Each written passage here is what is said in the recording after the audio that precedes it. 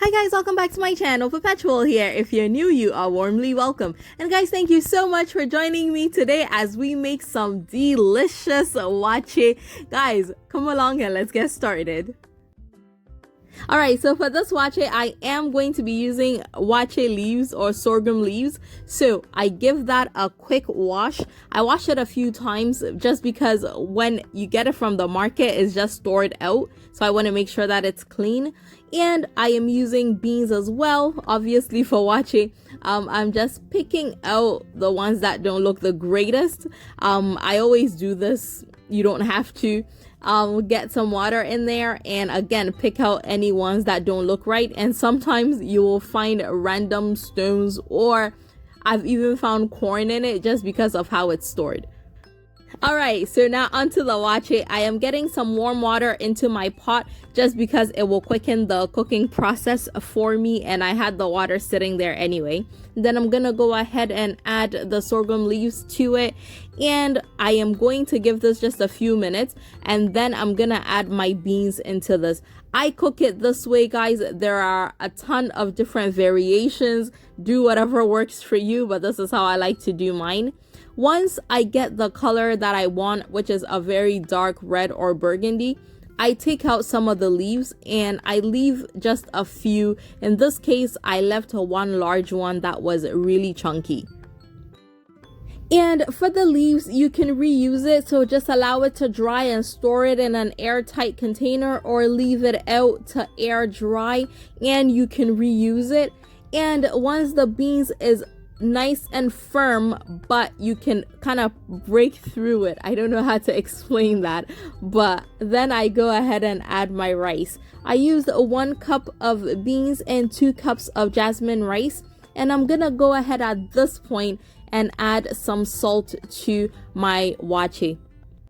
And then it's gonna cook for about 15 minutes, and when you get to this point, go ahead and give it a quick stir and cover it up. I do not like my waakye very sticky, so I do not use so much water. I allow the vapor to finish the cooking process. If you like the really sticky or opediata, that's the only way I can say it. I don't know how else to explain it in English. Then guys, use more water, obviously. So in about another 5 to 10 minutes, you have your waakye almost done.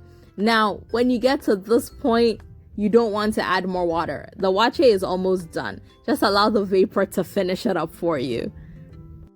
And guys, I did not put any salt when I was cooking the beans because it will make the cooking process very long. So hold off on the salt until you add your rice, and then you can go ahead and salt it. And guys, it is so simple. Our waakye is done. It looks amazing, and because of that pot that I used, I had a little bit of kanzo, itabo kanzo in it as well. Anyway, I'm gonna start serving it. I am dishing out a bowl for my husband because he's not home. I'm gonna be meeting up with him later, so I'll take this for him. I took this bowl just because it has the compartments and it's easier for me to kind of separate everything for him. So my waakye goes in, and then I add to one compartment some spaghetti, and then the other compartment will have the stew and the shito. And for this, I am also adding some boiled egg because waakye with no egg, dear, plan B. But added the egg, I added some fish, and then I had some cucumber salad. So it is cucumber, tomatoes, onions, what else? Eggs, avocado, and some mayo. It was delicious. I wanted to make Ghana salad, but I could not find lettuce in the market. So this will do. It was absolutely refreshing and delicious. And then now to my plate, I'm having a little bit of everything. So in my case, my waakye and then my spaghetti. I wanted more, but it was in the kitchen and I was feeling lazy.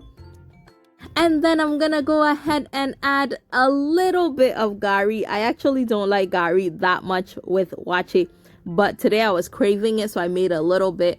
And then my stew and shito, and of course some of the cucumber salad for me as well. And I ended up adding a little bit more avocado to my plate. And guys, look at that. Bibia kakra. I know that for some people it looks like I'm missing cocoa or ripe plantain, but I actually don't like ripe plantain with my waakye. But if you like it, go ahead and add it. And guys, I hope you get to try this recipe very soon. It is so simple to make. Do not be intimidated if you have never made waakye. It is nice and simple. And guys, that is it.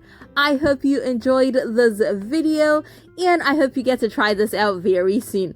Thank you so much, guys, for coming along with me on this delicious journey. I will see y'all again very soon. Take care, guys. Bye.